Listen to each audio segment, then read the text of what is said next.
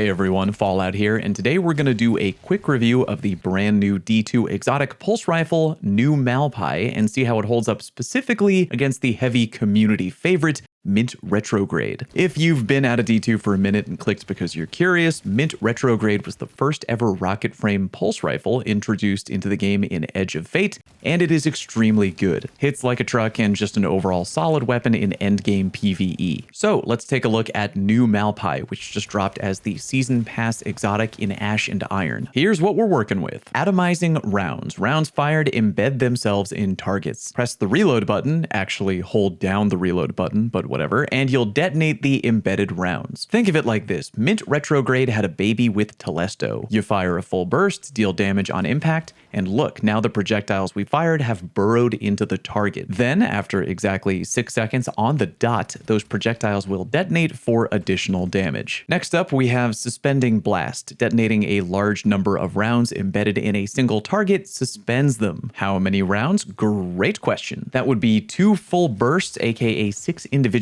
rockets total. Just hit them with 2 full bursts back to back, manually detonate, and they pop up. But see here, on this champion, I intentionally yeeted my mouse hard to the port side on the second shot. Yeah, I went nautical there real quick, and because I only hit him with 5 rockets total, he did not get suspended. So yeah, hit the target with 2 full trigger pulls and manually detonate, and they will get strung up. Yes, manually detonate. If you just let the rockets detonate on their own, then the detonations will be too far apart instead of together all at once, and you won't get the target to suspend, so manually detonate if you're looking to get a suspension. The final thing New Malpai has going for it is the exotic catalyst, which you need to hit 90 on the free side of the season pass to get. And yeah, I was sitting on a pile of silver I hadn't used in forever, and I spent it to get more season pass rank. Yeah, go ahead and roast me, I do feel some shame. But hey man, at least I didn't spend hundreds of dollars on that hot goth babe from Destiny Rising, although thinking about it now, that probably might have been the better purchase. Anywho, the exotic catalyst makes it so that you basically unravel targets that you shoot for free. Observe, I shoot and kill a target,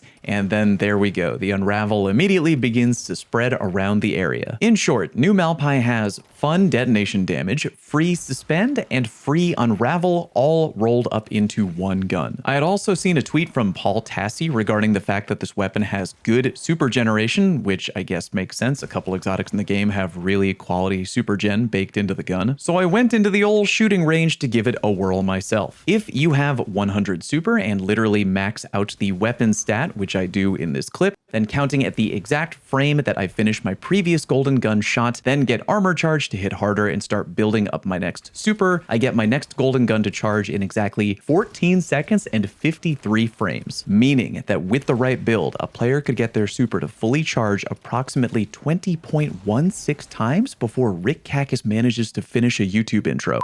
I'm just playing around, but that is pretty wild super generation. Also, for the record, I do love Rick. I've noticed he's actually been streaming a lot more lately, which is nice. Go follow his channel, tell him I sent you. Anyway, using the exact same method, I found that Mint Retrograde was able to fully charge up the super meter at 25 seconds and 21 frames. So yeah, New Malpai is actually frighteningly effective at filling your super meter. Keep in mind though, roaming supers charge way faster in the current sandbox than the big one and done supers, and Golden Gun is, of course, a roaming super. When I put on Celestial Nighthawk, the super gen train slows down a bit for New Malpai. I got my super fully charged in 29 seconds and 49 frames, which, for the record, still pretty damn good. I could definitely see a raid DPS strategy where if you're getting your super in 14 seconds, you might be able to spam regular Golden Gun just so you're making more orbs to feed your friendly Striker Titan who can then spam Thunder Crash more frequently. But then again, knowing just how good New Malpai is at genning super energy, can't imagine the exotic wouldn't get added to the ban list for day 1 of the epic raid, but I digress. Anyway, now why don't we take a look at the defending champion, Mint Retrograde. Mint doesn't have a carved in stone role. It can come with many options because it is a legendary weapon. However, the most popular options in the current PvE sandbox, at least up until the launch of Edge of Fate, has been the combination of either Rewind Wounds and Elemental Honing,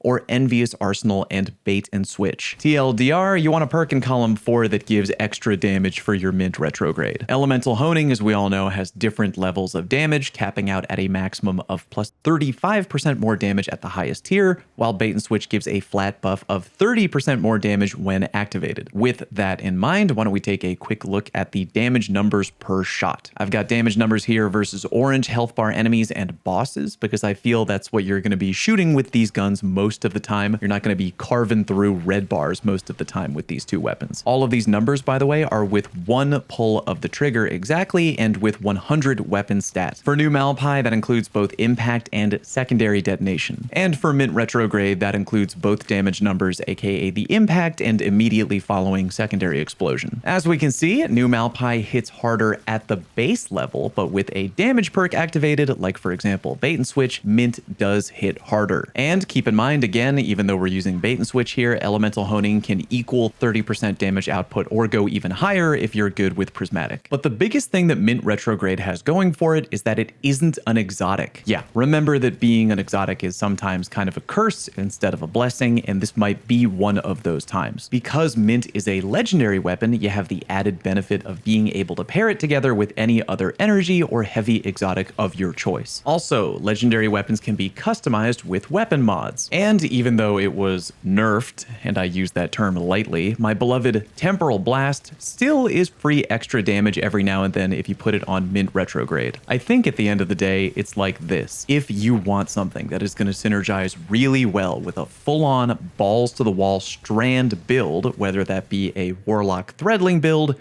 a Titan Suspend Everything build, or a Hunter Beyblade build, I think new Malpai is going to be a really fun tool to add into that kit, just because you're getting free Suspend and free Unravel on the regular. Or, you know, if we get some kind of DPS strategy where you need roaming super energy really fast, new Malpai could be your Huckleberry. Keep an eye on that, could be important. However, if you want a bit more damage on the high end, depending on your role, or more importantly, you have a build that features another strong exotic in the energy or heavy weapon department, whatever that might be, then yeah, it's gonna be Mint Retrograde. Do me a favor and ring the bell for more content as my coverage of Ashen Iron continues, and might also keep working on another Helldivers video or two, and maybe Borderlands content around the corner? Unsure, we'll keep you posted. Thank you very much for watching. See you next time.